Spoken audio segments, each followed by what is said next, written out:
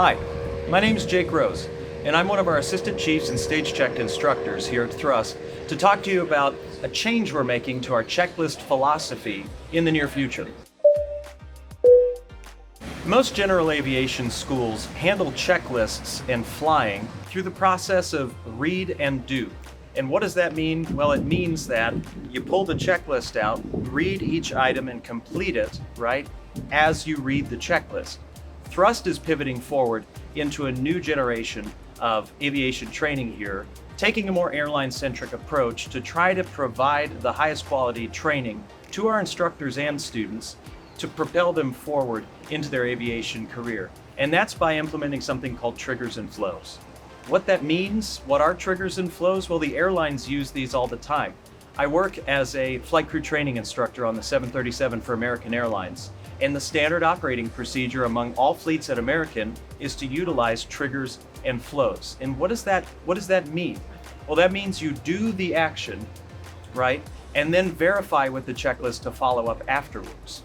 And a lot of people may think, well, if I don't have a checklist to guide me through the process, how do I know what I'm doing while I go through? And it's really just a simple exercise of memorization. And thankfully, every flight follows through routine phases through takeoff, cruise, arrival, and then landing. Taxiing back in, shutting down, follows the same rhythm and the same pattern each time you fly. So it really doesn't become that daunting to memorize these items in each sequential phase of flight. If you break it up individually, it becomes much more manageable. Moving forward, we're going to pivot into a new era using triggers and flows. And we can describe this method as do verify, where we will commit to memory the checklist items in sequential order, complete a flow about the flight deck, and then pull the checklist to verify that everything has been completed. Now you may think, well, isn't that a breach of safety to not have the checklist in your hand, while you're doing the items? And the answer is no. Being able to commit the checklist flows to memory allows for more time in the flight deck to focus on traffic separation, monitoring of flight instruments, and we still use the checklist to pull out and verify that everything we did in our flow was complete and the configuration of the airplane is correct.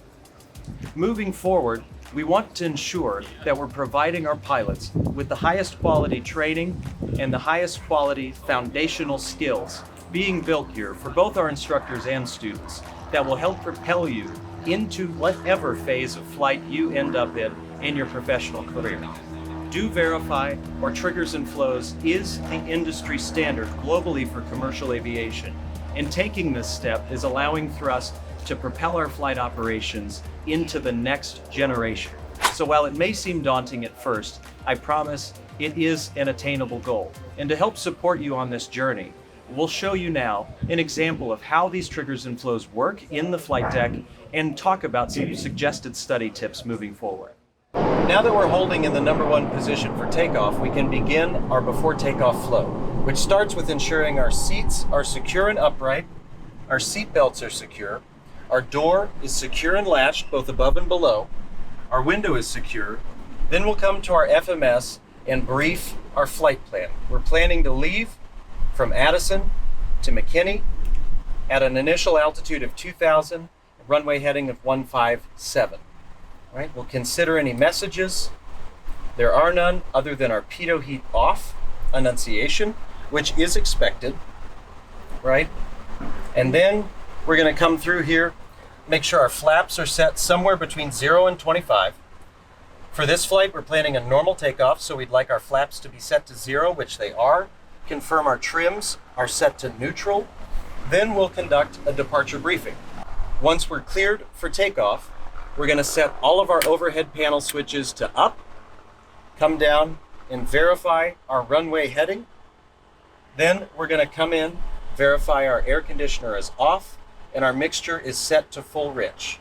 Once we've completed our entire flow, we'll then pull our checklist and validate seats are upright, seatbelts are secure, doors and windows are locked, FMS has been briefed, messages have been considered, flaps are 0, trims are neutral, fuel pump is on, overhead switches are all up, air conditioning is off, and mixture is rich.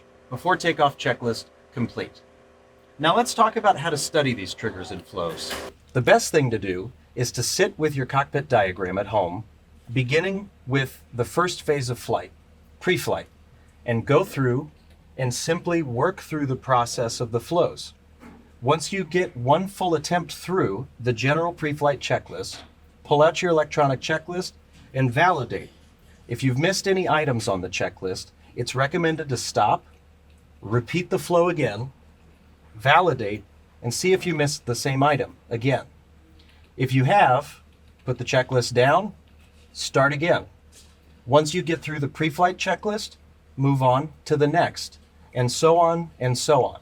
Practicing this series of repetitions until you become comfortable performing these items from memory.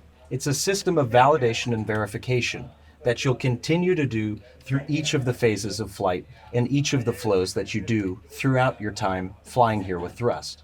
So now that we've covered triggers and flows and gotten you up to speed on this new phase of thrust flight's journey, stay tuned for a new operating manual, standardization document that will be coming soon to an inbox near you. If you're interested in learning more about triggers and flows, or flying for a school that takes an airline-centric approach, check us out on thrustflight.com.